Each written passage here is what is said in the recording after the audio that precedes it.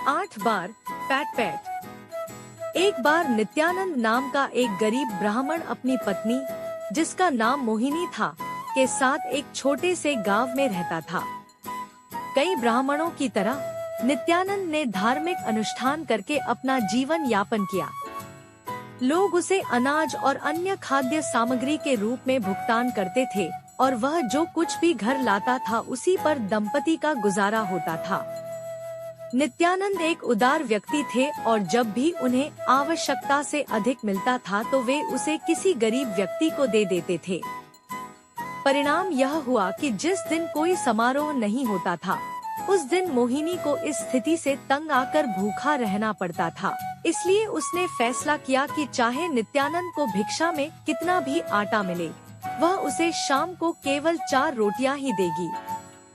वह बचा हुआ खाना बचा लेती थी ताकि अगले दिन उसे कुछ न मिलने की स्थिति में उनके पास खाने के लिए कुछ हो।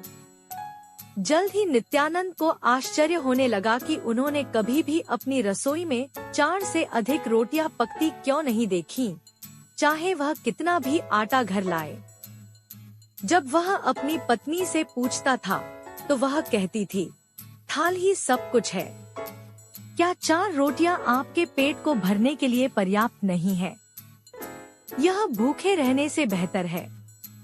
और यदि आप मुझ पर विश्वास नहीं करते हैं, तो आप आटे के डिब्बे की जांच कर सकते हैं। नित्यानंद को लगा कि इसमें और भी बहुत कुछ है और उन्होंने इसे सुलझाने का फैसला किया।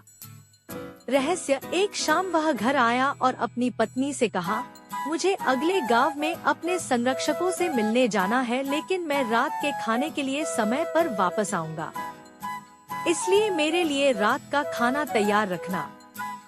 उसने अपनी धार्मिक पुस्तकें उठाईं और चला गया, लेकिन वह दूसरे गांव जाने की बजाय नदी किनारे टहलने लगा। जब अंधेरा हो गया तो वह दबे पांव घर आया और घर की छत पर चढ़ गया और वहीं छिप गया। फिर उसने रसोई में खाना पकाने की आवाजों को ध्यान से सुना। निश्चित ही कुछ देर बाद उसे हाथ से बेली जा रही रोटी की थपथपाहट की आवाज सुनाई दी।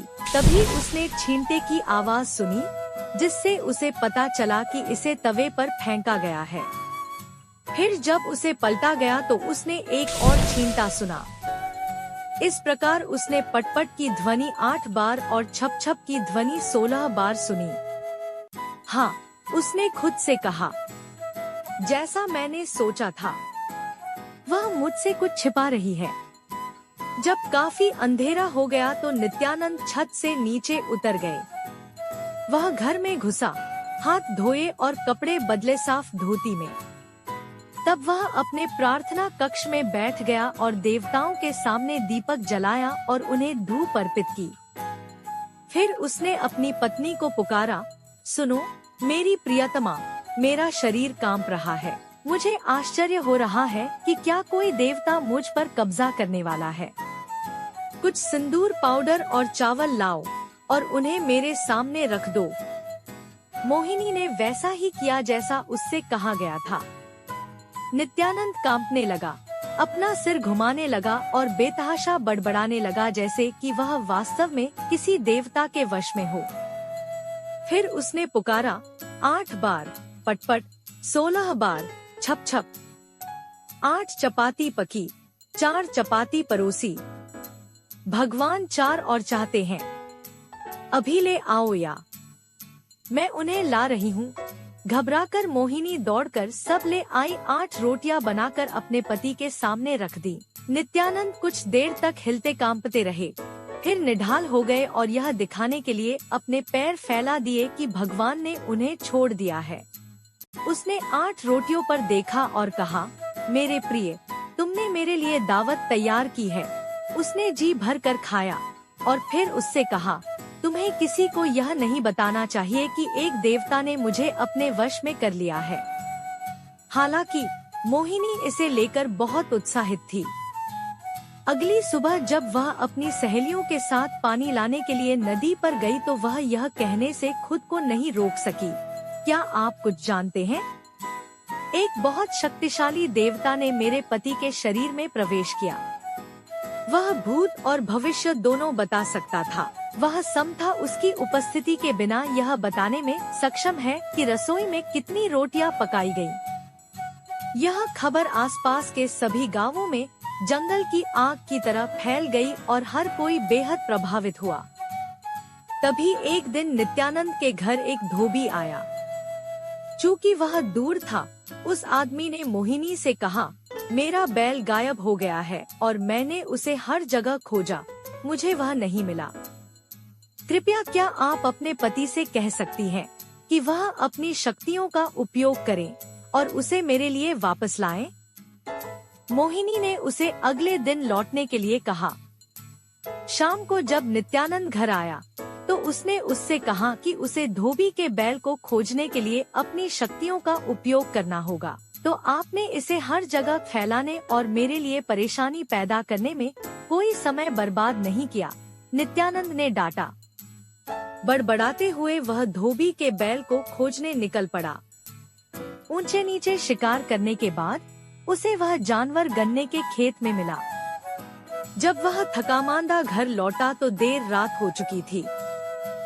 अगली सुबह जब धोबी आया तो नित्यानंद ने अपने माथे पर चंदन का टीका लगाया। वह कांपने और हिलने लगा। फिर उसने चावल के कुछ दाने हवा में उछाल दिए। कहा, 8 बार पटपट, 16 बार छप छप, तुम्हें अपना बैल गन्ने के खेत में मिलेगा। धोबी गन्ने के खेत में गया और उसे अपना बैल मिल गया जैसा कि नित्यानंद ने कहा था। वह उसकी प्रशंसा करते हुए चला गया। कुछ दिनों के बाद एक और आदमी आया और उससे अपना खोया हुआ घोड़ा ढूंढने के लिए कहा। फिर नित्यानंद घोड़े की तलाश में निकल पड़े।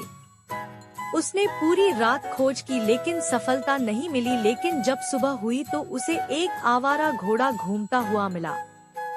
यह अनुमान लगाते हुए कि यह वही होगा जो खो गया था, उसने उसे एक घास के मैदान में पीछा किया और घर चला गया। वह नहाकर दैनिक पूजा के लिए बैठ गया। जल्द ही घोड़े का मालिक आ गया। नित्यानंद एक बार फिर थर-थर कांपने लगे। फिर ऊंचे स्वर में बोले, 8 बार पटपट, 16 बार छप छप, खोया हुआ बैल गन्ने के खेत में मिल गया। तुम्हारा घोड़ा कोमल हरी घास खा रहा है, घास का मैदान जाओ, इसे ले आओ। उस व्यक्ति को उसका घोड़ा वापस मिल गया और नित्यानंद की प्रसिद्धि और भी फैल गई। अब ऐसा हुआ कि उस देश की राजकुमारी ने अपना बहुमूल्य हार खो दिया। जब वह नहीं मिला तो किसी ने राजा को बताया कि नित्यानंद नाम का एक ब्राह्मण, जो एक विशेष गांव में रहता था, खोई हुई वस्तुओं को वापस पाने की शक्ति रखता था।